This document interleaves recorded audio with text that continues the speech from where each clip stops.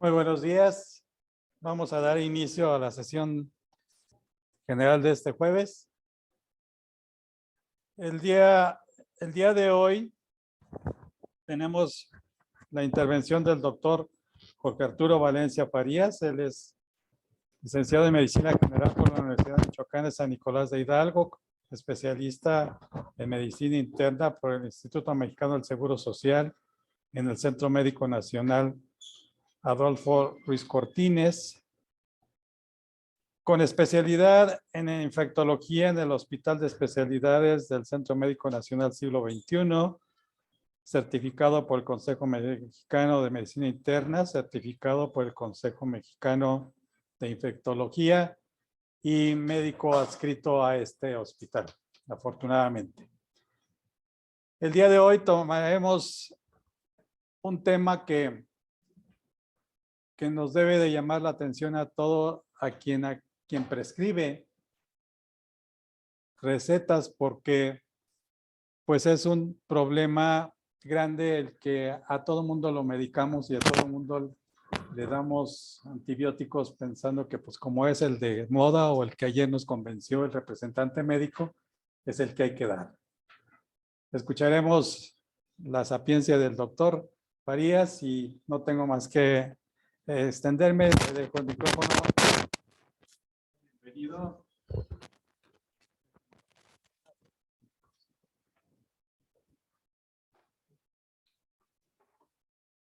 Buenos días, voy a pasar para este lado.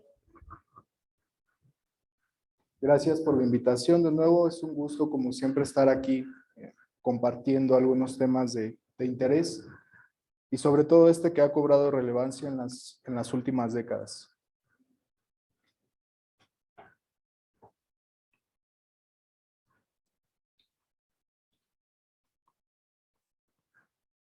Ok, vamos a ver una pequeña agenda de la plática.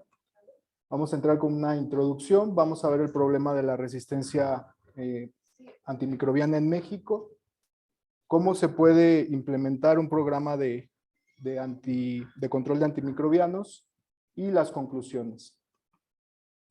Ya desde 1945, Alexander Fleming nos hacía esta reflexión, esto lo compartió en su discurso cuando recibió el premio Nobel por el descubrimiento de la penicilina y posteriormente en algunas entrevistas en el New York Times. Los microbios son educados para resistir a la penicilina y un huésped lleno de penicilina rápidamente se convierte en un criadero, ¿de acuerdo? Esto lo dijo desde 1945. En esta gráfica podemos ver que antes de la penicilina tenemos el descubrimiento de algunos otros antibióticos. Prontosil, o parte de la familia de las sulfas, fue el primero que en el 37 se descubrió. Después vino la penicilina y el siguiente fue la colistina. Si han escuchado hablar de la colistina, tienen en mente que es de las últimas opciones para resistencia antimicrobiana. No es un antibiótico nuevo, se descubrió en los 50s y a través de toda esta resistencia que se ha venido dando, tenemos que echar mano de los antibióticos que han caído en desuso.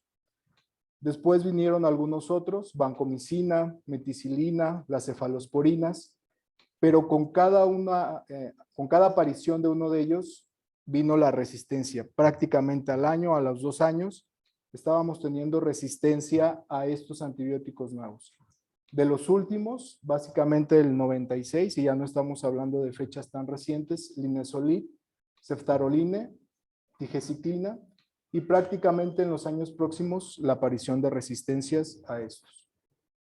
En esta otra gráfica podemos ver levofloxacino también en el 96 y años posteriores la aparición de su resistencia en el 2004 años. Después se descubrió el linezolid, se implementó y tuvimos una resistencia a 1 o 2 años. Entonces es un problema serio que estamos teniendo en las últimas décadas. En esta gráfica podemos ver cada 4 años los antibióticos que se lanzaban al mercado o que se descubrían. Del 80 al 84, 19 antibióticos en 4 años se descubrieron y se lanzaron al mercado. Esto fue cada 4 años constante hasta 1999, donde cada año se lanzaban, o cada 4 años se lanzaban 11 antibióticos nuevos. A partir del 99 a los 2000, tenemos 4, 6, y en los últimos 5 años, desde del 2015 a la fecha, tenemos solamente estos antibióticos, 5 nuevos antibióticos, ¿sí? Tal vez los han escuchado hablar, algunos ya están en mercado, algunos ya están aprobados por la FDA. Estos básicamente salieron del 2018 a la fecha, es decir, 2018, 2019 y todavía de la fluoxacino en 2022, algunos ensayos clínicos. Pero si lo comparamos con años previos, la verdad es que el descubrimiento y el lanzamiento de nuevos antibióticos ha ido en decremento importante. Y eso nos quita herramientas para combatir este tipo de resistencias. Cuando hablamos de resistencia, generalmente tenemos en mente la automedicación o la prescripción en personal de salud o en clínicas.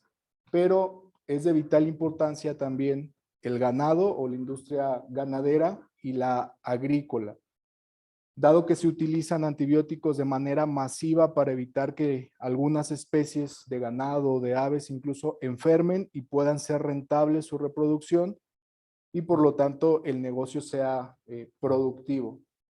Algunas especies, en este ejemplo, Salmonella, infecta a algunos gatos y a los humanos. Y el estar con los antibióticos en parte del uso de veterinaria, pues genera esas resistencias que nos pueden transmitir nuestras mascotas incluso. En el ambiente o en el medio ambiente, el uso de algunos antifúngicos para los cultivos causa resistencia en algunas cepas de Aspergillus. En el 2018 se identificaron algunos casos de Aspergillus resistente a anfotericina y las mismas cepas se encontraron en algunos campos de cultivo en Estados Unidos. Entonces, el uso de antimicóticos para favorecer la producción agrícola está impactando en la resistencia antimicrobiana también. Y esto es a nivel mundial, sobre todo en países en vías de desarrollo donde no hay regulación en estas materias para el uso de antibióticos. En cuanto a las muertes, en 2019 se contabilizaron 1.27 millones de muertes a nivel mundial por resistencia antimicrobiana. Esto superó ya al VIH o SIDA. 864,000 muertes contra 1.27 millones de muertes. ¿Cuáles son las bacterias implicadas en estas muertes? Obviamente, bacterias resistentes, 6 nada más, que causaron el 80% de estas muertes. Directamente atribuidas. No estamos tomando la resistencia asociada. Entonces, si la tomamos es un problema mayor. Pero la atribuida fueron 6 bacterias, principalmente enterobacterias, Escherichia coli, Klebsiella, algunos estafilococos resistentes y a lo que siempre tememos, Acinetobacter y Pseudomonas. Estos son de importancia clínica, aunque se ha visto que en las últimas décadas la resistencia antimicrobiana, sobre todo a Pseudomonas, ha ido disminuyendo. Sin embargo, las enterobacterias han tomado ese lugar. Hay algunos agentes que la Organización Mundial de la Salud, el Centro de Control de Enfermedades de Estados Unidos, ha tomado como amenazas en salud pública. Y tenemos algunos que son urgentes y requieren acciones agresivas para combatir esta resistencia. ¿Cuáles son? Acinetobacter, Candida auris, que más adelante vamos a ver una breve monografía de ella, Clostridioides, enterobacterias resistentes a carbapenémicos y neiserias. Los que son una amenaza seria de los que conocemos y que tenemos en el hospital incluso, enterobacterias productoras de beta-lactamasas de espectro extendido, enterococos resistentes a vancomicina, pseudomonas, algunas salmonelas y algunas otras enterobacterias, y estafilococo aureus meticilino resistente. Algunos que son de observancia, como los estreptococos resistentes a eritromicina o los estafilococos resistentes a clindamicina. Esto ya lo han de haber escuchado en algunas otras pláticas sobre la proyección de muertes a 2050 asociadas a resistencia bacteriana. Se hablaba hace 6, 7 años que para el 2050 la resistencia antimicrobiana iba a matar a más personas que el cáncer y la diabetes juntas a nivel mundial. Sin embargo, pues bueno, esta proyección con las medidas que se han tomado ha tenido un curso menos siniestro, por decirlo así, pero aún conservamos una gran prevalencia proyectada de muertes. Estamos hablando de que para el 2050 vamos a tener 10 millones de muertes a nivel mundial y se va a equiparar a el cáncer. Esta gráfica son proyecciones, no es algo puntual, pero sobre las muertes que estamos teniendo, ya lo veíamos, 1.27 millones, prácticamente 1.3 millones, es lo que se proyecta hacia 2050 en cuanto a muertes asociadas a resistencia bacteriana. Es decir, ya ni el cáncer va a hacer tanta sombra a esta enfermedad o a este tipo de infecciones. Hay algunos usos inapropiados de los antibióticos, si ustedes los han visto, se utilizan como antieméticos, antiinflamatorios, analgésicos, antipiréticos, ansiolíticos. A veces como ansiolíticos, pues para el médico que los prescribe, ¿no? Paciente grave, chocado, pues ya tiene mero banco o mero line y ya me quedo tranquilo porque hice algo con el paciente, ¿no? Pero la verdad es que no. Todos estos efectos curiosos que se le llegan a asociar a estos fármacos, pues van a causar interacciones medicamentosas, efectos secundarios, reacciones de hipersensibilidad, intolerancia, incluso la muerte. Y esto es independiente de la resistencia antimicrobiana, es decir, el prescribir nada más por prescribir es un daño innecesario que se le hace al paciente. Tenemos estos dos estudios, publicado en 2016, sobre el uso o la prescripción inadecuada de los antibióticos. Otro en 2018, donde se tomó también una prescripción en clínicas de primer contacto, servicios de urgencias o departamentos de urgencias. Y en conclusión, del 30 al 45%, respectivamente en cada estudio, de los pacientes no requerían un antibiótico. Es decir, casi el 50% de los pacientes tenían una prescripción inadecuada, es decir, no necesitaban antibióticos. Esto generalmente asociado a infecciones de vías respiratorias altas y que, bueno, no se hace un diagnóstico correcto y viene la prescripción incorrecta también. Desde el 2016, el CDC había reportado ya hasta un 50% con un uso inapropiado en los hospitales de los antibióticos, ya sea por indicación de tratamiento, es decir, que no necesiten tratamiento, por elección del antibiótico y la dosis. A veces el antibiótico está bien para una determinada infección, pero la dosis o la posología es la incorrecta. Entonces ahí también tenemos un uso inapropiado de estos antibióticos. O incluso los días de duración. Hemos visto que se avientan pacientes esquemas de más de 20 días o meses incluso con antibióticos de amplio espectro. En otros estudios, acá abajo, no sé la bibliografía, pero bueno, encontramos que hasta el 27% de los pacientes en servicios de emergencias tienen un uso inapropiado de antibióticos. Casi el 30% en pacientes con infecciones asociadas a torrente sanguíneo también tiene un uso incorrecto de los antibióticos. En pacientes sépticos en terapias intensivas, hasta un 30% también tiene un uso incorrecto de antibióticos y hasta un 47% de todos los pacientes sépticos en sala general o en terapias intensivas tiene un uso incorrecto de los antibióticos. Entonces, ¿qué le damos a una persona que ya lo tiene todo? Aquí tenemos esta lámina que preguntan que qué le dan a su esposo que ya lo tiene todo, pues dale antibióticos, ¿no? Es lo mismo que pasa aquí con los pacientes. ¿Qué le hace falta, no? Pues ponle Ceftria, ponle Cipro, ponle Levo. ¿Por qué? Pero se le pone, ¿no? Es lo que hace falta el antibiótico. Vamos a hablar algo sobre la resistencia en México, la resistencia antimicrobiana. Esta fue una encuesta que se hizo en 2018 en 12 países a nivel mundial la hizo la Organización Mundial de la Salud, y México participó con un poco más de 1000 entrevistas, 1001 entrevistas que se hicieron en línea para preguntar a la gente si conocía el problema de resistencias a antibióticos. Hasta el 75% asistió de que ha tomado algún antibiótico en los últimos 6 meses. Y el 97% de este 75% se automedicó, es decir, no fue una prescripción médica, sino ellos fueron, compraron o de lo que tenían en casa, de ahí consumieron antibióticos. El 61% cree que los antibióticos sirven para infecciones de vías respiratorias altas, ¿sí? Infecciones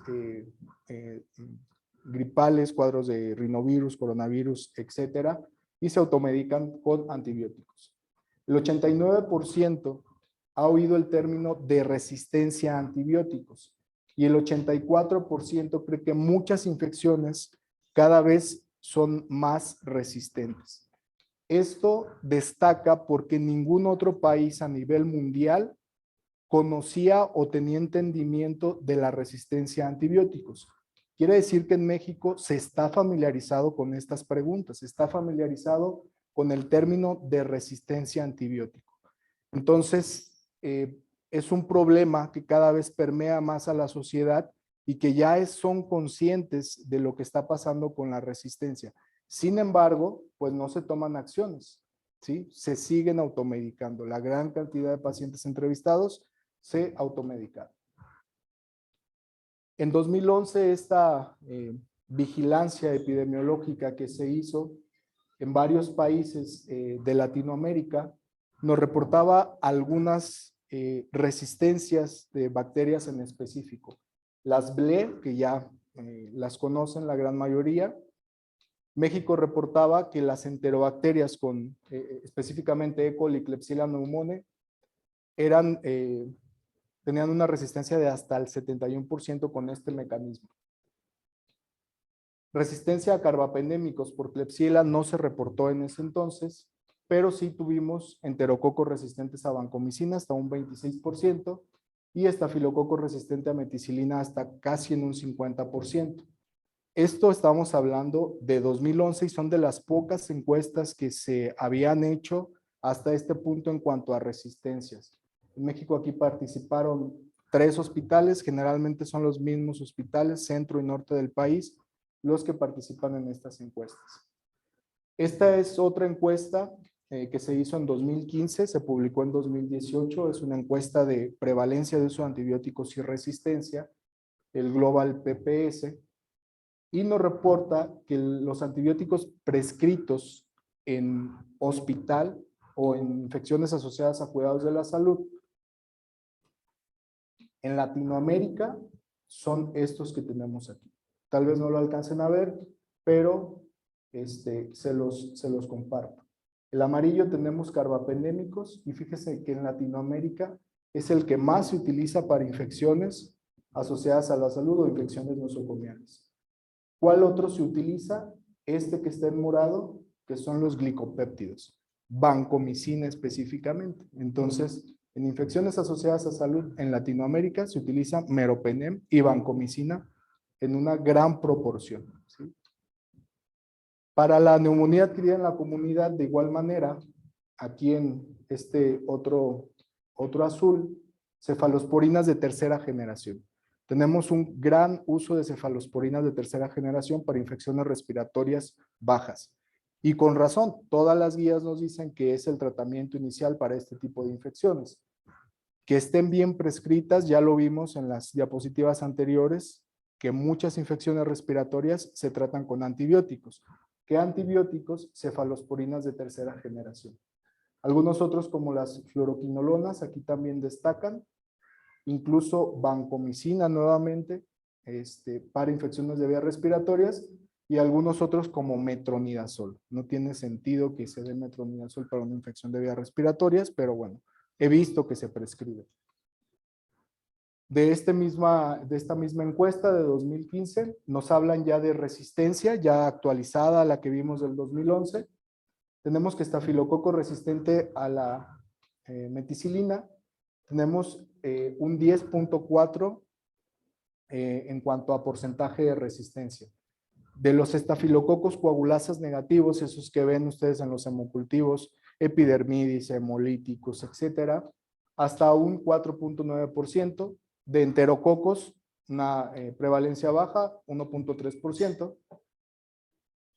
De enterobacterias con beta-lactamasas de espectro extendido, tenemos hasta un 19%.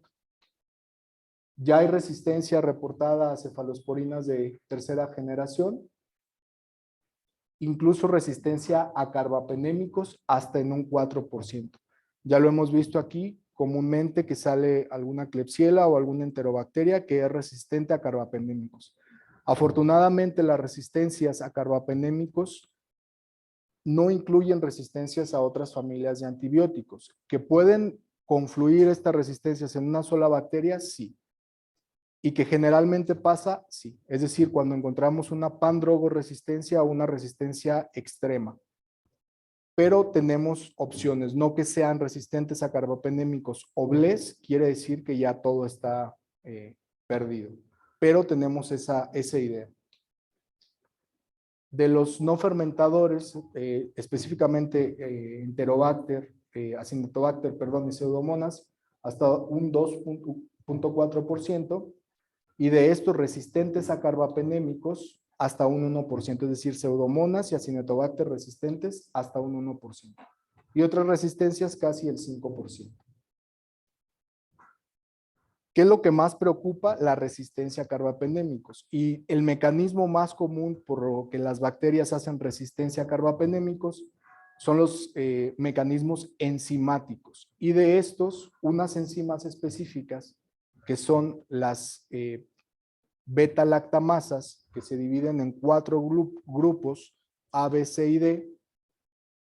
3 de estos grupos pueden tener mecanismo de resistencia o lisis a carbapenémicos. Y en el grupo A tenemos las carbapenemasas tipo serinas, es decir, enzimas que lisan a los carbapenémicos con una modificación de serina. Y en México tenemos 2 de ellas, ¿sí? Tenemos la guinea de espectro extendido y tenemos una Klebsiella pneumoniae carbapenemasa. La clase B, y que es la más temida incluso por nosotros que estamos acostumbrados a ver este tipo de bacterias, son las metalobeta-lactamasas que utilizan iones como cobalto o algunos otros para producir lisis. Esta clase de enzimas tenemos en México 3 de ellas. Tenemos la New Delhi metalobeta-lactamasa, tenemos la Verón Integron metalobeta-lactamasa y tenemos imipenemasas. 3 de las 4 están en México, ¿sí? Y esto, le repito, viene reportado recientemente en 2017. Ya se está haciendo más observancia de este tipo de resistencias. Y en Latinoamérica, pues tenemos un gran problema. Otro tipo de enzimas son las oxacilinasas. Estas no preocupan tanto cuando es un mecanismo de resistencia única, aunque sean resistentes a carbapenémicos, este tipo de enzimas puede tener susceptibilidad a cefalosporinas. Sin embargo, si se encuentra en la misma bacteria una beta-lactamasa de espectro extendido, una BLE más una oxacilinasa, pues prácticamente nos anula todos los beta-lactámicos. Y en México, pues tenemos 4 de las 6 que hay reportadas en Latinoamérica. ¿Qué otros gérmenes o microorganismos hay resistentes? Ya vimos específicamente enterobacterias, pero Candida auris ha levantado la mano desde el 2009 que se aisló en Asia. ¿Qué de relevante tiene este tipo de cándida? Que es una cándida que puede hacer resistencia a los 3 grupos de antimicóticos, a azoles, a polienos como la anfotericina y a equinocandinas como la caspofungina. Se han reportado este tipo de resistencias y es muy común que cuando se aísla este tipo de cándida sea una cándida pandrogoresistente. Puede causar colonización y los pacientes la pueden transmitir a cualquier otro paciente o a cualquier otra parte del hospital. Los desinfectantes como hipoclorito de sodio, amonios cuaternarios, no tienen efecto contra esta cándida o su efecto es muy pobre y puede causar brotes hospitalarios que incluso ha llegado a cerrar terapias intensivas en algunos hospitales de Estados Unidos. Aquí tenemos la incidencia de estos casos desde el 2015 que se reportó en Estados Unidos y en el 2018, en los últimos meses, ha habido un aumento del 318% de incidencia de casos de Cándida auris. En México, ¿cómo estamos? Pues ya la tenemos también, ¿sí? No iba a ser la excepción. En México, en Nuevo León, se identificó en 2020 el primer caso de Cándida auris y a partir de ahí han habido 40 casos confirmados. Esto es reportado al 2021. Yo tenía conocimiento de solo el primer caso, pero ya hay 40 casos reportados. No necesariamente estos casos causaron una infección a los pacientes, pero sí ya está colonizando, sobre todo en esta entidad federativa. En 2021, en Tabasco se reportó un caso de Cándida auris. Este tipo de cándidas, los sistemas automatizados que tenemos, por ejemplo, aquí en el hospital, lo reportan como cándidas raras que no hay en la epidemiología local. Cándida parapsilosis, Cándida emuloni, Cándida guillermondi, son las que más se asocian y se confunden por estos sistemas automatizados y que puede tratarse de una Cándida auris que esté pasando como alguna otra cándida. Bueno, hasta aquí es algo de resistencia, es el panorama que hay en México, sobre todo de gram negativos y ahora esta Cándida auris. Y vamos a ver cómo se define un programa de control de antimicrobianos, un antimicrobial stewardship, principios y rol de las pruebas diagnósticas que nos apoyan en este tipo de programas. Y pues bueno, la ITSA en su guía del 2016, que es una guía muy extensa de cómo implementar un programa de control de antibióticos, nos dice que son intervenciones coordinadas, designadas para mejorar y medir el uso apropiado de los agentes antimicrobianos, promoviendo la selección del antimicrobiano correcto, la dosis adecuada, con la duración correcta y la adecuada ruta de administración, ¿sí? A veces las dosis por vía oral y por vía intravenosa cambian dependiendo de las características farmacocinéticas de los medicamentos. Entonces tenemos que tenerlo en cuenta las vías de administración. Esta es la guía anterior de la ITSA. Aquí nos hablaba con una definición un poco más subjetiva del tema, que es una unión entre la medicina preventiva y la medicina ya de tratamiento, de manejo, con el objetivo de mejorar el uso de los antibióticos. Realmente es una definición muy ambigua, pero ya cada vez más se ha ido fortaleciendo para poder tener en claro cómo es o cómo se podría visualizar un programa de control de antibióticos. ¿Cuáles son los objetivos de un programa de control de antimicrobianos? Mejorar la evolución y el pronóstico del paciente. No es lo mismo que el paciente haga una infección asociada a cuidados de la salud o nosocomial por gérmenes resistentes porque ya tiene un mes con carbapenémicos o con glucopéptidos. Se debe de seleccionar la dosis también en dosis óptimas, tiempos de dependencias o dosis de carga. Disminuir los efectos adversos con la prescripción de antimicrobianos, disminuir la la mortalidad, limitar la emergencia de resistencia antimicrobiana. Si se fijan, prácticamente cuando hablamos de programa de control de antibióticos nos vamos con limitar la emergencia de resistencia antibacteriana. Sin embargo, sus objetivos son más amplios, van más allá nada más de la resistencia. Incluso disminuir los costos y disminuir la estancia hospitalaria en los pacientes. El Centro de Control de Enfermedades en Estados Unidos desde el 2013 ya dio un reporte de resistencia y en el 2013 también se formó el primer comité o consejo de expertos para combatir la resistencia antimicrobiana. Pero fue hasta 2015 que se lanzó el primer plan nacional, es decir, las estrategias que se tenían que implementar para combatir la resistencia antimicrobiana. Ya en 2016 empezaron los financiamientos para implementar estos programas Y en 2020 se lanzó el Plan Nacional, el segundo Plan Nacional de Resistencia Antimicrobiana en los Estados Unidos. Los objetivos, pues bueno, detener, ni siquiera dice disminuir o cortar o mejorar, enlentecer la resistencia bacteriana. Es decir, es un problema que va a seguir adelante, pero tenemos que detenerlo en la medida que sea posible. Otra de las metas es fortalecer la vigilancia nacional y los esfuerzos para combatir esta resistencia. En su meta 3, el uso de pruebas diagnósticas innovadoras o de rápido diagnóstico, PCRs múltiples, algunos medios selectivos, etc. Acelerar el desarrollo de nuevos antibióticos. Ya lo veíamos en la gráfica pasada, cómo ha ido decayendo esta investigación en cuanto a antibióticos. Y no es que no se haga un esfuerzo, sino simplemente no hay la manera hacia dónde hacernos para descubrir nuevos antibióticos. La gran mayoría de los antimicrobianos son derivados de otros microorganismos que tienen esa capacidad de limitar el crecimiento o de matar otros microorganismos.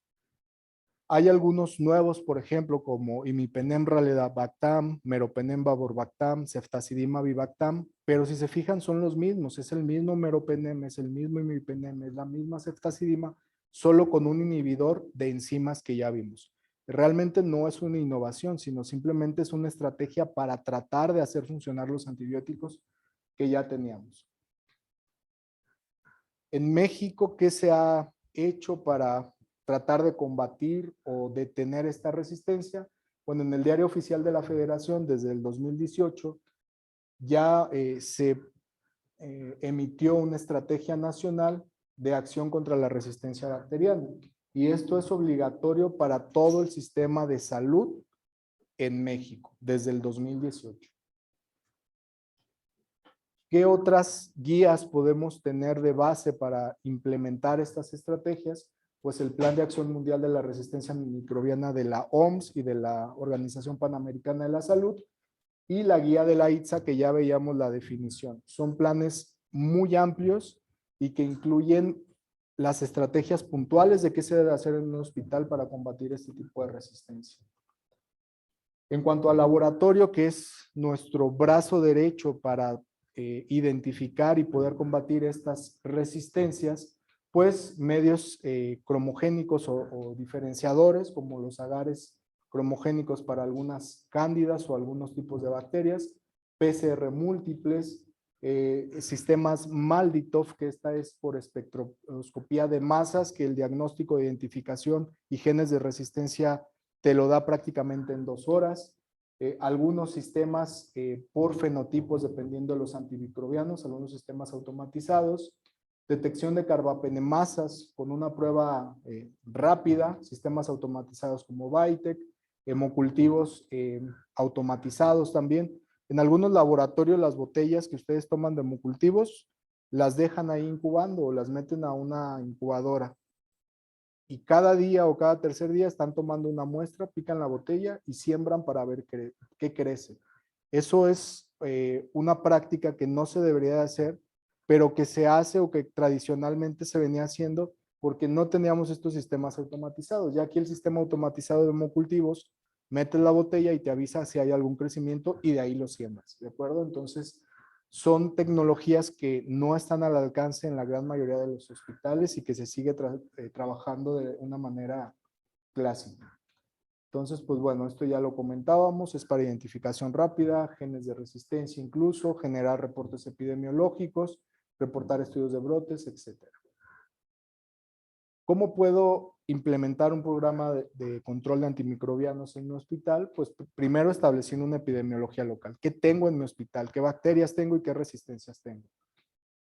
Una adecuada toma y transporte de la muestra. No sé si ya les hayan dado la capacitación a los internos de nuevo ingreso de cómo se deben de tomar las muestras, cómo se deben de transportar para evitar la contaminación y el desperdicio de recursos y los reportes equivocados en ocasiones que se toman como infecciones y que se tratan.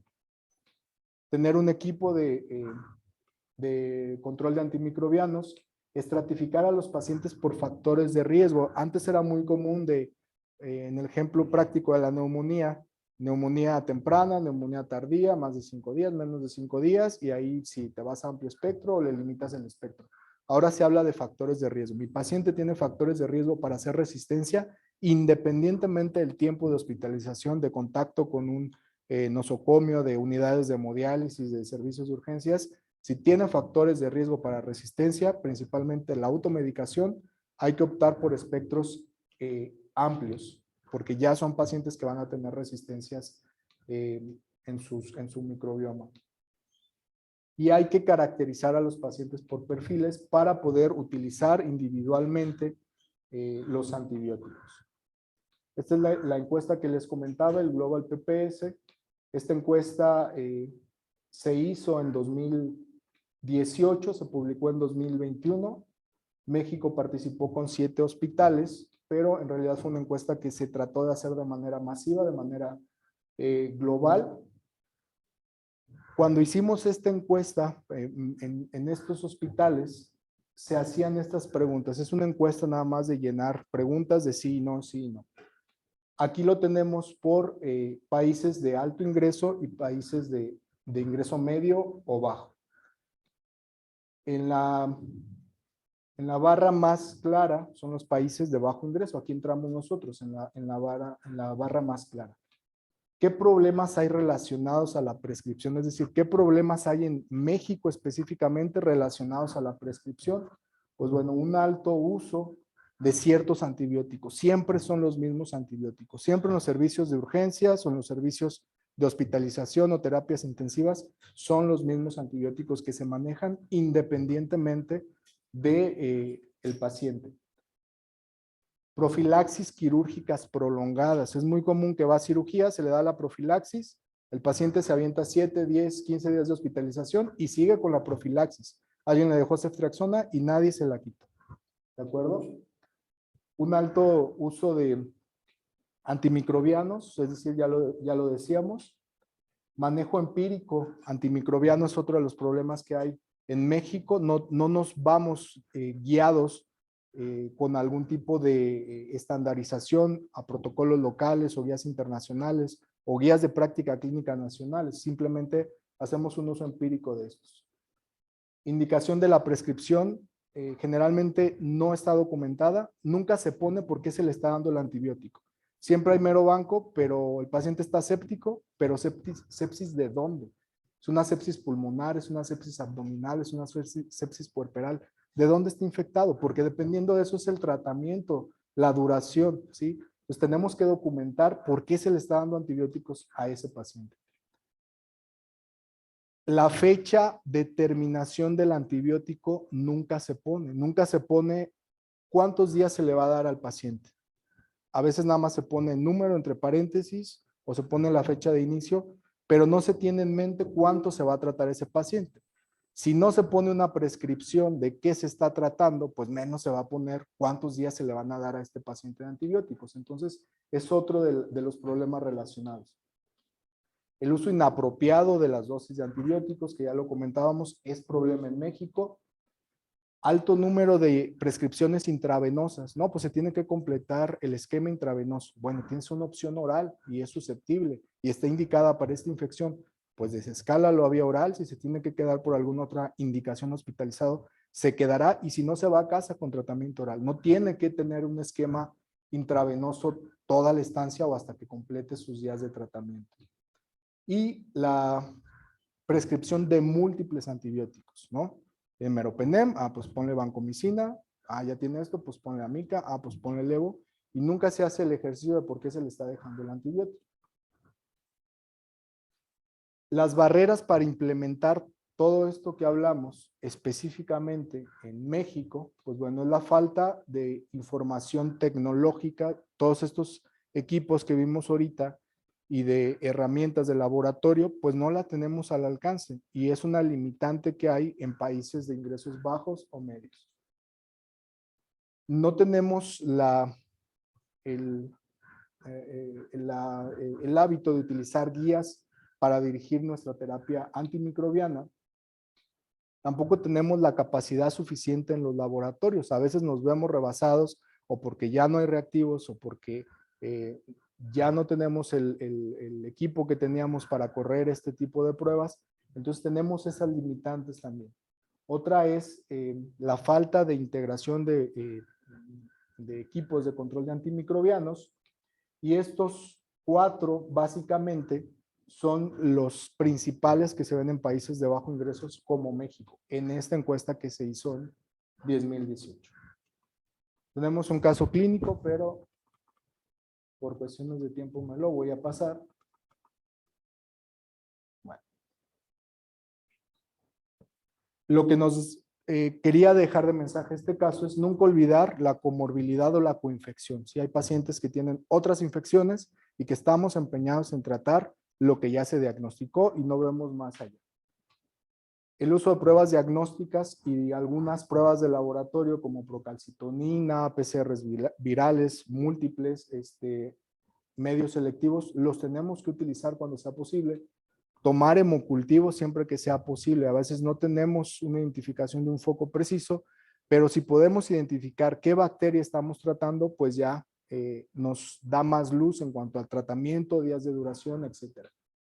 Y el ajuste de la terapia antimicrobiana al tener el resultado del cultivo. Y esto es muy común que pasa. Tiene una neumonía, piden el cultivo de expectoración, sale el resultado y dicen, ah, pues tiene mero banco. Aquí en el resultado dice que es susceptible a mero banco. Sígueselo dejando. Y es una E. coli susceptible a ceftriaxona. Porque no le quitas meropenem vancomicina y le dejas ceftriaxona. ¿Sí? Eso es la finalidad de que se tome un cultivo. ¿Para qué vas a tomar un cultivo si no lo vas a utilizar? Si no vas a desescalar a tus pacientes. Se toma en cuenta cuando tienes un tratamiento de amplio espectro, está resistente, está resistente a la ceftriaxona. Mira, pero meropenem sí, le pongo meropenem. Ahí sí le hacemos caso. Pero cuando es para desescalar o reducir el espectro, no lo tomamos en cuenta porque de todos modos dice que es susceptible a lo que tiene y lo dejamos ahí con el tratamiento antibiótico.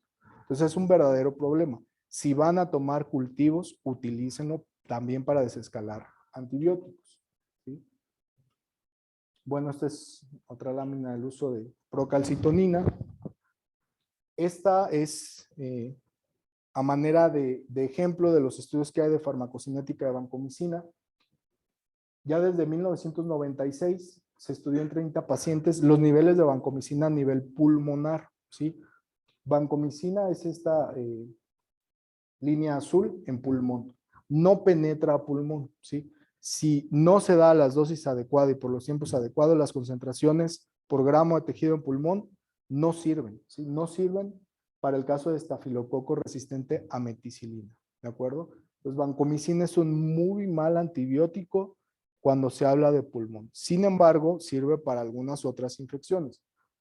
Pero no por eso quiere decir que vayamos a cambiar nuestra práctica y que a toda neumonía con sospecha de estafilococo no le queramos dejar vancomicina. Pero si es un paciente chocado, si es un paciente obeso, pues tenemos que considerar otras opciones, porque las características, el perfil del medicamento no es adecuado para pulmón. Y así entre otros muchos. No penetran al sistema nervioso central o al líquido cefalorraquídeo, no se absorben por vía oral, etc. Entonces tenemos que tener en cuenta las características y los perfiles farmacológicos de los medicamentos. Este es otro estudio donde se comparó vancomicina contra el linezolid. Obviamente el linezolid siempre va a ser mejor para pulmón. El resultado clínico es mucho mejor con linezolid, pero no por eso quiere decir, les repito, que tengamos que utilizar linezolid para todo. Y ya es una práctica común que se escucha que vancomicina no funciona también para pulmón. Bueno, déjale el linezolid. Bueno, si vas a dejar ya el linezolid y te vas a brincar una etapa o un escalón de la prescripción, pues mejor consulta a alguien del comité de antimicrobianos si es que no hay un infectólogo para ver si puedes prescribir linezolid. No es nada más de que lo prescribas por prescribir a sabiendas de estos perfiles, ¿no? Este es otro de los paneles respiratorios múltiples. Disminuyen la mortalidad en UCI, disminuyen los días de estancia en UCI, disminuyen la comorbilidad, disminuyen los días de ventilación, es decir, tener herramientas para diagnóstico rápido nos impacta directamente en la salud de los pacientes. Y bueno, pues ya me era mucha información, pero para concluir, hay que conocer la epidemiología local, es decir, qué tenemos en nuestro hospital, qué bacterias hay y qué resistencias tienen para poder dar un tratamiento empírico. Si aquí yo sé que el estafilococo aureus es resistente a meticilina, se aísla en menos del 10% de los cultivos, pues no tendría por qué dejar vancomicina de inicio. ¿Sí me explico? Eso es aterrizado a un tratamiento empírico. Ya cuando tenga el cultivo, bueno, pues ajustaré. Pero de entrada, de acuerdo a mi epidemiología local, hay que dar los tratamientos empíricos adecuados. Identificar la bacteria que ocasiona la infección y el mecanismo de resistencia. Aquí ya el tratamiento es dirigido. Tomo un cultivo, identifico mi bacteria, veo qué perfil o qué fenotipo tiene y con base en eso elijo el mejor antibiótico para esta bacteria. ¿De acuerdo? Entonces, tratamientos empíricos con epidemiología local y tratamientos dirigidos con apoyo del laboratorio. ¿Sale? Hay que utilizar nuevas técnicas diagnósticas microbiológicas para la identificación de resistencia. Esto ahorra tiempos y costos. No en todos los hospitales se tienen, pero en los hospitales que se tienen hay que utilizarlos, ¿sí? Utilizar el antibiótico de la menor presión selectiva, ¿sí? Era el ejemplo que les ponía.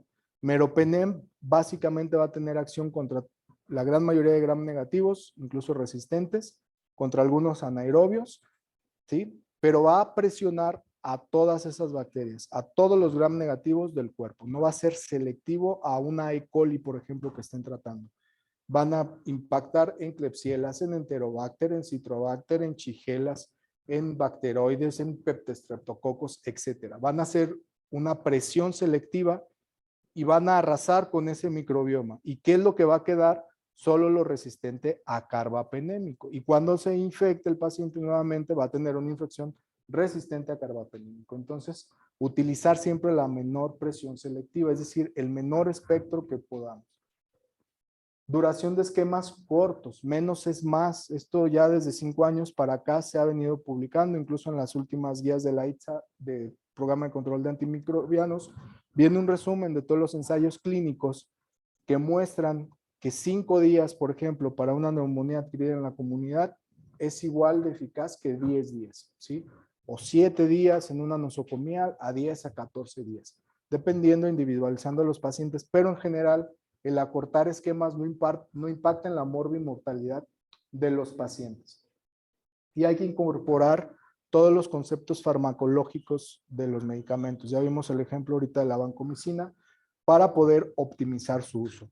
En general, los dos ejemplos que se ponen, los betalactámicos son tiempo dependencia, es decir, entre más prolongada sea su administración, su efecto bactericida es mejor, se optimiza.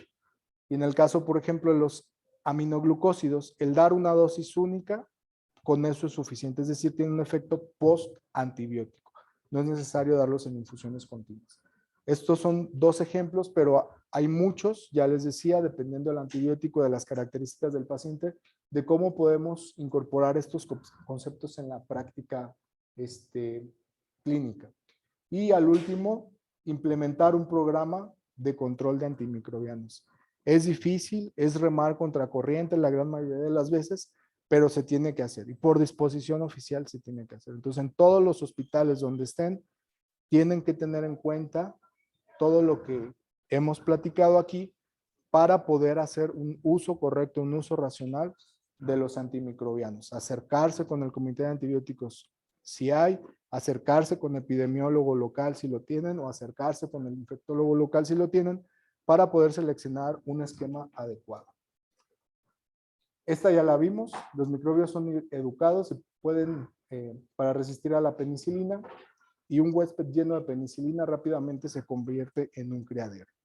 Esta era la introducción, pero vean lo que además se dijo en este ensayo que salió en el New York Times.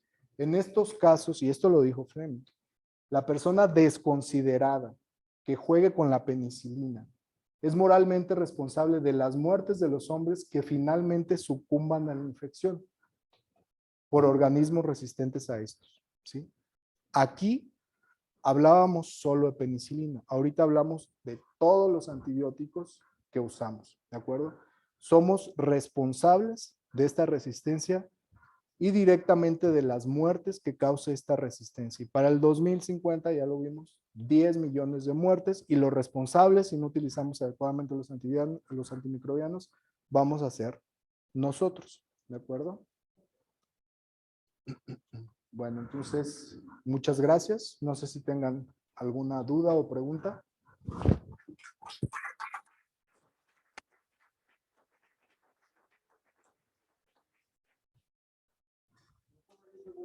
Buenos días. Por la Gracias. información compartida. Muy bien. Yo me permitiría preguntarle qué avances se tienen en este hospital en cuanto a la implementación de un programa de uso racional de antibióticos. Sí, ya se presentó un algoritmo de acuerdo a epidemiología local de cómo atender neumonía asociada a la atención o neumonía nosocomial o neumonía incluso asociada a ventilación. Es un algoritmo que se pretende implementar o son algoritmos que se pretenden implementar para todas las infecciones de este hospital con base en epidemiología local. Obviamente el desarrollarlos pues va a tomar tiempo, se van a desarrollar para las infecciones más frecuentes, pero conforme se vaya avanzando pues vamos a implementar más de estos algoritmos. Y otra es la implementación de antibiogramas selectivos, es decir, disminuir el reporte de la cantidad de antibióticos que da el laboratorio. Esto con la finalidad de que no se utilicen amplios espectros cuando hay opciones de un espectro reducido. Y eso también ya se está implementando. Sí, gracias. Buenos días, doctor. Soy el doctor Alcaraz, cirujano, ex jefe de enseñanza, ex jefe del departamento de cirugía, director, etcétera. Yo creo que este tipo de pláticas son fundamentales. Primero, del lado derecho tenemos a nuestros futuros médicos, que ahorita son médicositos, los médicos internos, ¿sí? Es su primera sesión general, bienvenidos. Yo espero que no fallen, porque finalmente en este año de hospital, de manejo de pacientes, van a aprender a ser médicos. Y qué bueno que arranquemos con esta situación de los antibióticos, porque me preocupa. Finalmente es el primer infectólogo que tenemos en el hospital, ¿sí? Y era una necesidad urgente. ¿A qué va mi comentario? Hay dos escenarios bien interesantes: la práctica hospitalaria y la consulta externa, tanto en medio hospitalario como privado. Es conocido que la ceftriaxona se prescribe por simiceftriaxona y se usa para N cantidad de padecimientos. Y quizás sea el ejemplo del antibiótico que más resistencia estamos generando. Pero ¿por qué generamos este uso? Bien lo mostraste en la norma oficial mexicana y publicada en 2018. Y la ley lo establece. Para que un medicamento sea surtido, ¿qué requiere? Receta médica. Y maldita sea, aquí te venden hasta fentanilo sin receta. ¿Sí? Entonces, ¿a qué va el comentario? El problema de nuestra formación es que no aplicamos lo que se tiene que hacer. Tenemos una excelente constitución política de los Estados Unidos mexicanos y que la gran mayoría la ignoramos. Ni sabemos en qué artículo se habla sobre la Ley General de Salud. Entonces, parte del problema de esto es cultura, educación, sensibilidad. Y vayamos a lo local. Hemos visto prescripciones de antibióticos por más de 20 días. ¿Sí? Y sin necesitarse, le quitas el antibiótico y el paciente se le quitó la fiebre. Entonces, ¿qué tenemos que hacer? Pues trabajar durísimo. Aquí el hospital debería estar lleno de médicos adscritos. Y pues nomás veo los de siempre. ¿Sí? ¿Qué nos falta? Concientización, y leían las cosas que pusiste tú ahí. Que el personal tenga la convicción y el interés de estar participando. ¿Sí? No soy negativo, pero vemos la realidad de qué es lo que hay que hacer, en eso tenemos que trabajar. El médico interno que llega ahorita hace copy-paste y repite todo lo que pusieron en urgencias. Hay que trabajar en eso. Médicos internos, su adscrito les tiene que firmar las indicaciones. A veces ponen que la nutrición se le pase a los ventrículos cerebrales, imagínense. Y tenemos casos aquí que ha sucedido, ¿sí? Entonces, tu plática es excelente, bien estructurada, con objetivos bien específicos, te felicito. Y creo que nos debe crear conciencia a todos para que cada día este hospital siga liderando en muchos sentidos. Enhorabuena y bienvenido y muchas gracias. Muchas gracias.